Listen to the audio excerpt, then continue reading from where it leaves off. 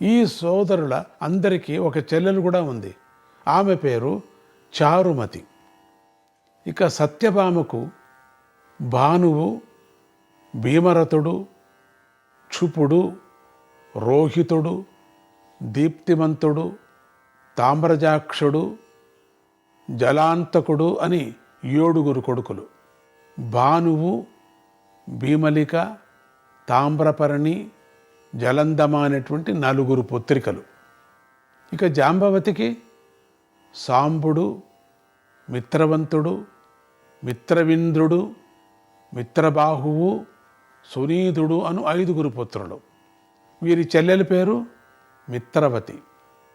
ఇక నాగ్నజితికి భద్రకారుడు, భద్రవిందుడు అనేటువంటి 2 కొడుకులు. భద్రవతి అనే ఆడపిల్ల. శైబ్య లేక సుదత్తుకు సంగ్రామజితు, సత్యజితు, సేనజితు అనే 3 పుత్రులు. మద్రరాజపుత్రి అయినటువంటి సుభీమకు వృకాశ్వుడు, వృక నిర్వృతి, వృకదీప్తి అని 3 కొడుకులు. లక్ష్మణకు గాత్రవంతుడు, గాత్రగుప్తుడు, గాత్రవిందుడు అనేటువంటి 3 కొడుకులు. గాత్రవతి అనే పుత్రిక కలిగారు. ఇక కాళిందికి అశ్రుతుడు, శృతి సమ్మతుడు అనేటువంటి 2 పుత్రులు. వీరిలో అశ్రుతుడు అనేవాడిని శ్రీకృష్ణుడు తన మరో భార్య అయినటువంటి శృతసేనకు దత్తత ఇప్పించాడు. శ్రీకృష్ణుడికి బృహతి అనే మరో భార్య ఉండేది. ఆమె పుత్రుడే గదుడు. శ్రీకృష్ణుడి మరో భార్య పేరు శైబ్య. ఆమెకు అంగదుడు, కుముదుడు, శ్వేతుడు అని 3 పుత్రులు. శ్వేత అనే పుత్రిక మరో భార్య సుదేవకు అవగాహుడు, సుమిత్రుడు, శుచి, చిత్రరథుడు, చిత్రసేనుడు అనే 5 పుత్రులు. చిత్రవతి అనే 2 పుత్రికలు.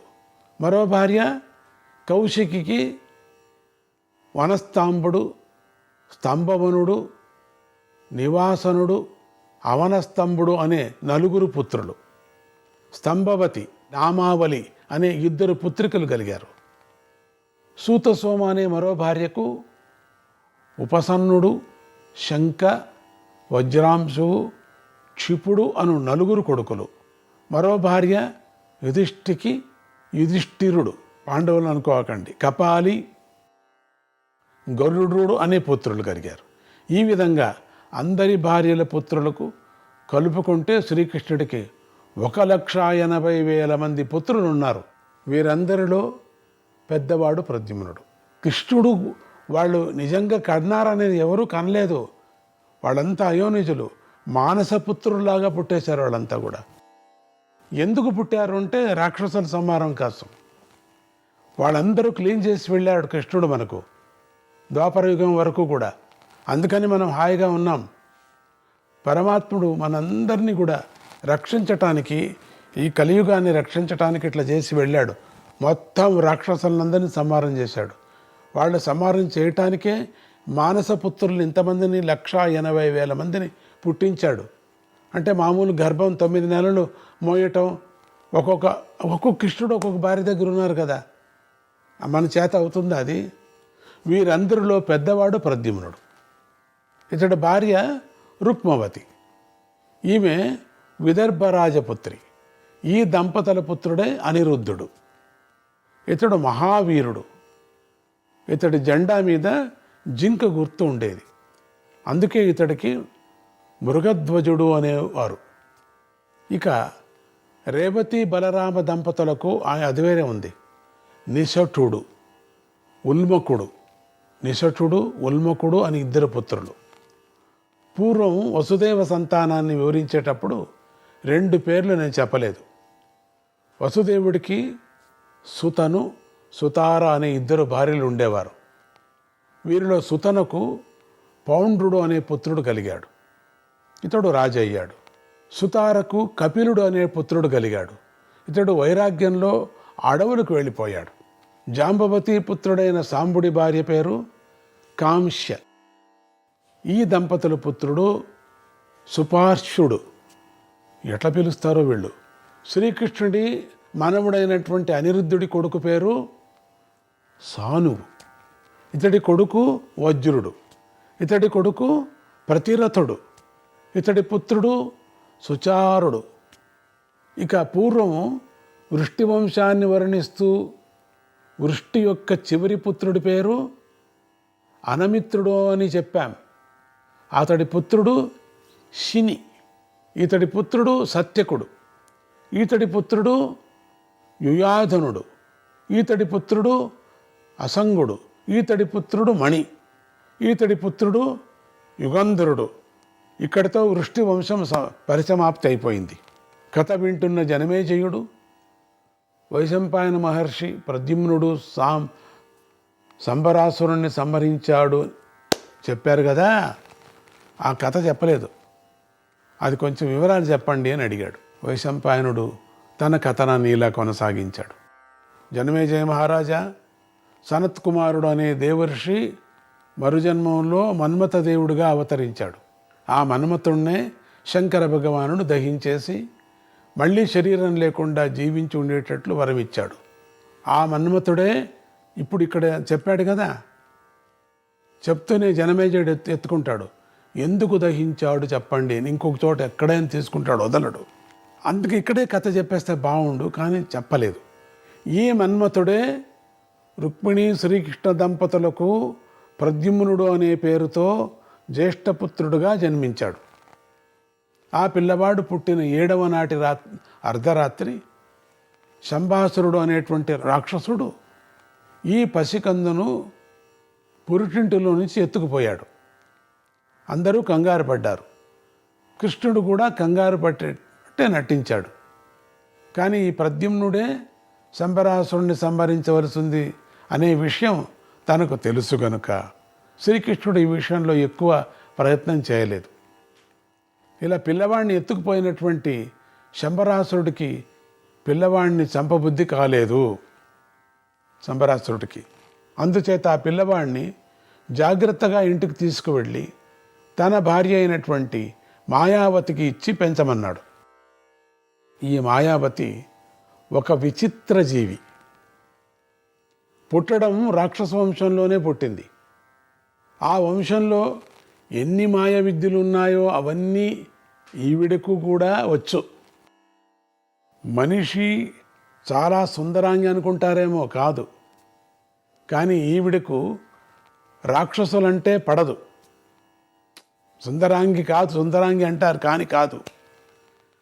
పెద్దవాళ్ల బలవంతం వల్ల ఆమె శంబరాసుడికి భార్య అయ్యింది.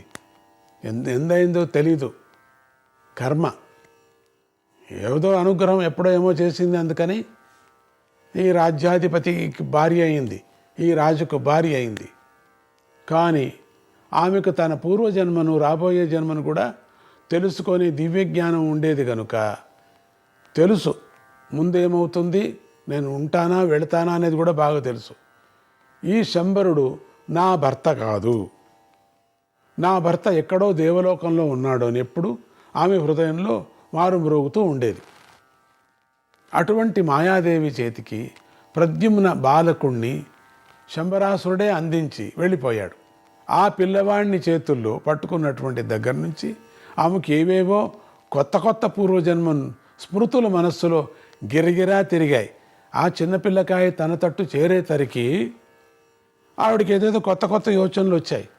ఆ కృష్ణుడి యొక్క కొడుకే కదా తీసుకొచ్చి ఇచ్చేశారు, అందుకని కొత్త కొత్త యోచనలు పట్టాయి. ఆ పిల్లవాడు చేరుతున్నాయి. కొంతసేపటికి ఆమె ఆలోచనలు, ఆమె దివ్యానుభూతులు ఈ విధంగా స్థిరపడ్డాయి. నేను పూర్వజన్మలో మన్మథుడి ధర్మపత్ని రతీదేవిని.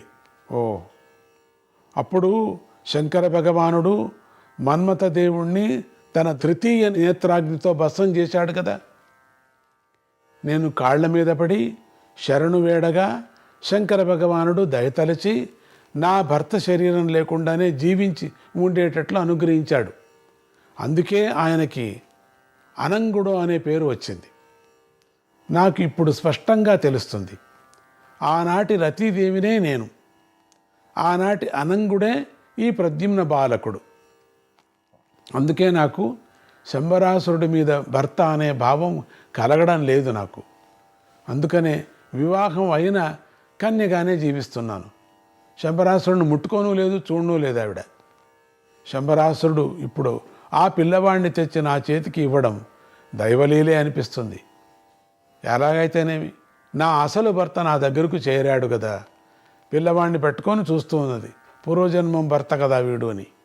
ఇతడు నా భర్త గనుక, నేను ఇంతవరకు తల్లినే కాలేదు గనుక నేను ఈ పిల్లవాడికి పాలు ఇచ్చి పెంచలేను. అందువల్ల ఒక దాది ద్వారా పెంచుతాను. ఆ తర్వాత ఇతడికి యుక్త వయస్సు వచ్చాక భగవంతుడు ఎలా అనుగ్రహిస్తాడో వేచి చూడవలసిందే. మాయావతి ఈ విధంగా ఆలోచించి పిల్లవాడికి పాలిచ్చే బాధ్యతను ఒక దాదికి అప్పచెప్పింది. మిగిలిన పెంపకం వ్యవహారమంతా ఆమె చూసుకుంది. మాయావతికి చాలా మాయా విద్యలతో పాటు ఔషధ విద్యలు కూడా వచ్చు కనుక ప్రద్యుమ్న బాలుడి మీద ఆ విద్యలను ప్రయోగించి అతడు వీలైనంత త్వరగా యవన దశకు చేరుకునేటట్లు చేస్తూ ఉండేది. పెరుగుతున్న ప్రద్యుమ్నుడు మాయావతి తన నిజమైన తల్లే అని నమ్ముతూ ఉండేవాడు.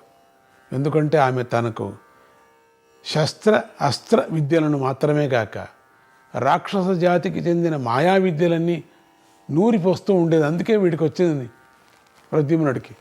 ప్రద్యుమ్నుడిలో ఉన్నటువంటి అంతఃసారం వల్ల మాయావతి చేసిన ప్రతి ఉపదేశము ప్రద్యుమ్నుడితో 100 రెట్లు అధికంగా ప్రకాశించేది. కానీ ప్రద్యుమ్నుడికి యవనం పెరిగిన కొద్దీ మాయావతి ప్రవర్తనలో చాలా మార్పు కనిపించింది. ప్రద్యుమ్నుడేమో ఆమెను తల్లిగా భావిస్తున్నాడు, మాయావతి అతన్ని భర్తగా భావిస్తుంది. ఎంత తమాషగా ఉంది! అందువల్లే ప్రద్యుమ్నుని పట్ల ఆమె ప్రవర్తన తల్లి ప్రవర్తనగా అలాగా లేదు. ఈ మార్పుకి ఆశ్చర్యపడినటువంటి ప్రద్యుమ్నుడు ఒకరోజు ఏకాంతంగా, ఇలా ఎందుకు ప్రవర్తిస్తున్నావు? నేను నిజంగా నీ కొడుకునేనా? నిజం చెప్పు అని నిగ్గదీశాడు. ఆ ప్రశ్నలకు మాయావతి గిలగిలలాడి ఏం చెప్పాలో తోచక ఇబ్బంది పడి చివరికి ఇలా చెప్పేసింది. వీరా, నిప్పు లాంటి నిజాన్ని చాలా కాలం నాలోనే దాచుకున్నాను, ఇక దాచుకోలేను, నా వల్ల కాదు, నిజం చెప్పేస్తా. నువ్వు నాకు కొడుకువి కాదు, శంబరాసురుడు నీ తండ్రి కాదు, సత్య ప్రమాణంగా చెబుతున్నాను. నువ్వు రుక్మిణి శ్రీకృష్ణ దంపతుల పుత్రుడివి.